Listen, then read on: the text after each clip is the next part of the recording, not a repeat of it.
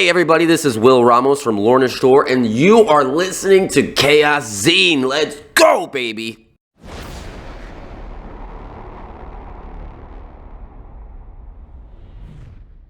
Okay, so what's up everyone? Chaoszine is today here at Tuska Festival, and I have the pleasure to talk to Will Ramos of Lorna Shore. Hello! How you guys doing?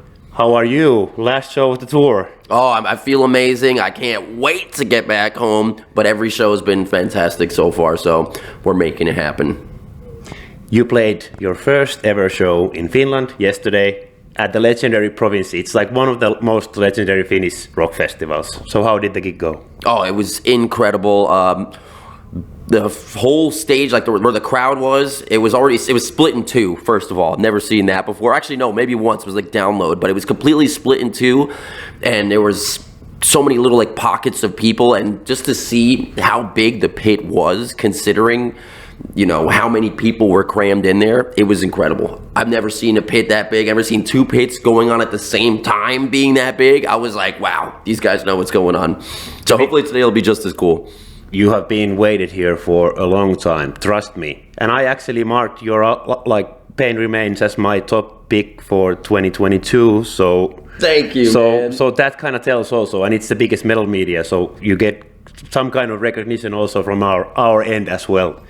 Thank you so much, bro. I appreciate that. So obviously you've been now touring Europe whole summer.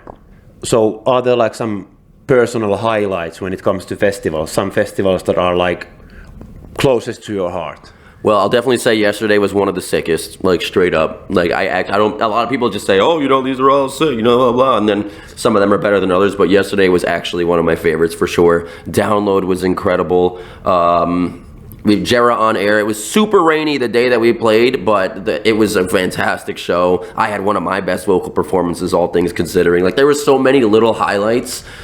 Had so many different festivals, it's hard to keep track of them all, but I know that Download for sure was probably one of my favorites. There was so many people. Knotfest was a lot of people, and everybody was getting down. Like sometimes you play shows where people are just like, but then you play the shows or people, you tell them to do something and the crowd reacts and they do it and they get into it and they're feeling the music. So those are definitely my highlights so far. So do you tend to play like same kind of set list, like depending what type of festival you play? Like yesterday you played at a rock festival where there's also like pop artists, rap artists, so it's kind of like an overall festival.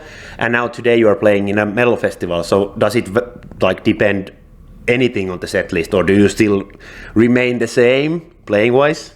Well, it depends how much time they give us. Sometimes they give us an hour, sometimes they give us an hour 15, sometimes they give us 50 minutes. And then when you have, you know, that much time, you know how long our songs are. Yeah. Our songs are like 6 or 7 minutes sometimes. So if, let's say, we're doing a 50-minute song instead of an hour, or a 50-minute set instead of an hour set, we'll cut 2 songs, and then we'll just be a little bit shorter. But it'll be pretty much, for the most part, on this tour anyway, it's been the same songs with or without Soulless Existence.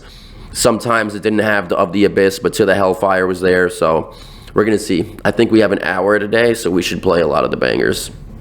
Pain Remains has now been almost out a year, and obviously you got like amazing reviews of it, basically everywhere. So have you been like pleased with the feedback you have received, also from the fans and from the media? Oh, absolutely. We put so much like heart and love into this album, and we didn't know it was going to happen, but when it was done, you know, while we were going through the writing process, we're like, are we going to finish this in time? Oh my God, this is going to suck, blah, blah, blah, you know, and then we finished it and we listened back to it, we're like, this is so good. It feels so real. We didn't write anything for anybody else other than ourselves.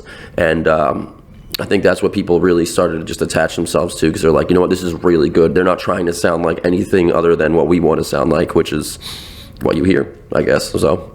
Have you been surprised like how well the metal world has taken you, like overall when you see your shows? It's like sold out, sold out, sold out, in the States at least. You don't do anything else than sold out shows. So far that's what it looks like. I'm hoping we can keep this going for as long as freaking that's hard momentum to keep. We're trying out here, you know. Just gotta keep putting out good music and playing songs that we haven't played. Like I said, or I didn't say actually, we've got 2 more songs that we have never played live, so we're trying to get on that very soon. Hopefully people will come out just to see those 2 songs, you know, like hear oh my God, I want to hear Apotheosis, I want to hear, you know, whatever. And it's like, oh, we got that. We're going to pull it out in the future, so come to that one too. So obviously everybody is now dragging you from point A to point B, and you also have a like very successful YouTube channel. You do like loads and loads and loads of things. So do you ever get like tired? All the time. Every day I'm like, man, today is a tiring. What am I going to do today? How much work do we got? Oh, we got to do this, and this. Let's see what we get. You know, when I get home from tour, it's usually when people get home from tour, like, I'm not doing vocals for, you know, 2 weeks, a month, or until the next time they go back on tour. But I still have so much stuff that I have to do. As soon as I go back home, I got covers on covers on covers to do, reaction videos that I've been just lining up. It's tiring, but at the same time, it's when I see the reaction that like people give us back, like it makes it worth it. You know, you pay that price now, and then people come to the shows, people get down, and people really attach themselves to the band as a whole. So I think it's worth it. So do you do like a lot of takes for those like one take vocal performances that you put out, or is it just like one take normally that you do and then it's like enough? It depends. When it was like certain songs like Into the Earth, no problem. That was a one take. We have Sun Eater. I had to do it a couple times because the first time I did it, I was in a very hot room. There's no ventilation, and as I'm doing, you were sweating like a pig. Oh, dude, you don't even know, because that wasn't even the first one. The first one, first of all, yes, I am sweating, but because there's so many vocals, like it's like certain parts, my face will get red, and then I don't know. I ended up was like, dude, my face is so red the entire video. We're not going to keep this. We're going to just do it again and just keep doing it until it looks good. It sounds great. Yeah. But visually, I'm like, I don't like the way it's seen. I want to do it again until it looks right. You know, but other covers like To the Hellfire, I think I did it in 2 takes. You know, the first one I was like, I think I could do a little bit better. And then the second time I did it, it was like, nailed it. Of the Abyss, nailed it. So I don't know. Sometimes it's a hit or miss. Sometimes I just slay it, man. And sometimes I need to do it again. So do you already have some kind of like cover plans what you're gonna do next? And I must say that I absolutely fucking love those Sleep Token versions that you've done. Those are like top notch, over top notch, fucking brilliant stuff, man. Thank you. I love singing. I want to keep doing Sleep Token covers, but my YouTube channel is just going to become a freaking Sleep Token Will Ramos YouTube. So I'm trying to like mix it up a little bit, put some other clean covers in there. For the most part, I do so many covers, but I throw them on my Patreon. So like that's usually where all my attention goes. And then when I get like, all right, I'll videotape this one, I'll put that one up on my YouTube. So I'm always doing something. Is there like anything you could reveal regarding the YouTube and the covers? What covers are you gonna put out next, or is it just something that you don't want to reveal too early, or even before that you put out? To be honest, it's completely random. There's no plan. Okay. I just go in, I'm like, this song, I feel really good with this one. I'm going to do this one. I know people are going to like it because when I recorded it, I was like, this is good. Just do it again, turn on the camera.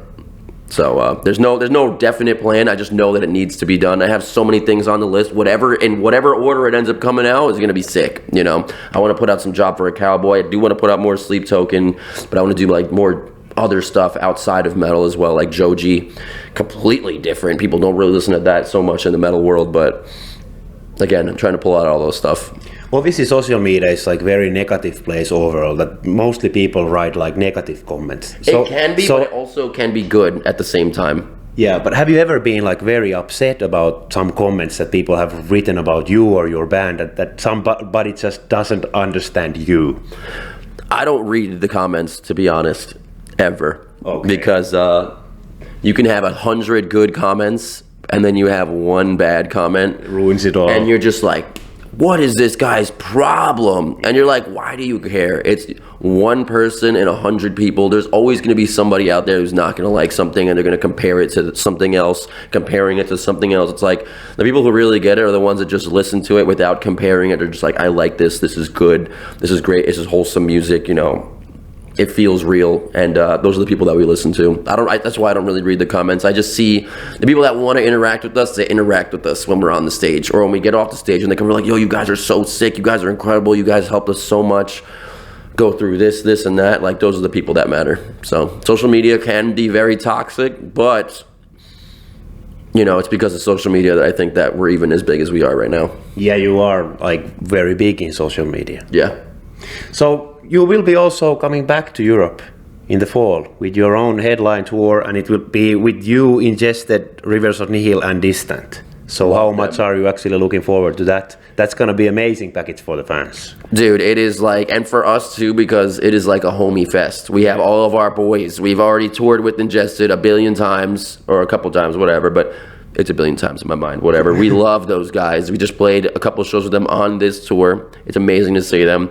Distant, we've also gone on a bunch of tours with them, so we love all of the dudes in Distant. And Rivers of Nile, we played multiple festivals where they were at, and we all just hang out afterwards. So as far as I'm concerned, it's gonna be a huge homie fest. Like all the friends are here, and they're all in, and we're all in pretty good bands. People are gonna love to see us, and we're just gonna love to be out there. So it's gonna be great. So before we wrap things up, I want to ask you a bit about the future. Obviously, you are like heavily supporting Pain Remains, but are there like any new music in the scope at the moment, or inside at the moment? Right now, we don't have anything coming up. We're trying to get our stuff together. This way we can go back to writing music, but it's still going to take a little bit of time. Yeah. You know, you don't want to just write something that's, you know, like bad. You don't want to force it out of you. You want to write it if it's organic. Fortunately, I am ready to go because I have 1,000 notes in my notepad on my phone, and I'm ready to go. So it's just going to take a little bit of time for everybody to get together and get some time off, especially with touring. You know, this way we can go into the studio for like 4, 5, 6 months, whatever we need to do. It's going to take some time. Thanks a lot, Will, for taking the time to do this interview with me, and all the best for tonight's show as well as for the future. Anything you want to say as a closure to all the fans watching this afterwards? Thank you guys so much for supporting us. For all you guys that are here today, we hope you have a fantastic time. For everybody that's even checked us out on this tour, thank you guys so much. Just like he said, we'll be back in November, so if you guys want to see us again in Europe, come on out, get the tickets. It's going to be an amazing time. Otherwise, thank you guys so much for your support. Thanks a lot for the chat. Thank you.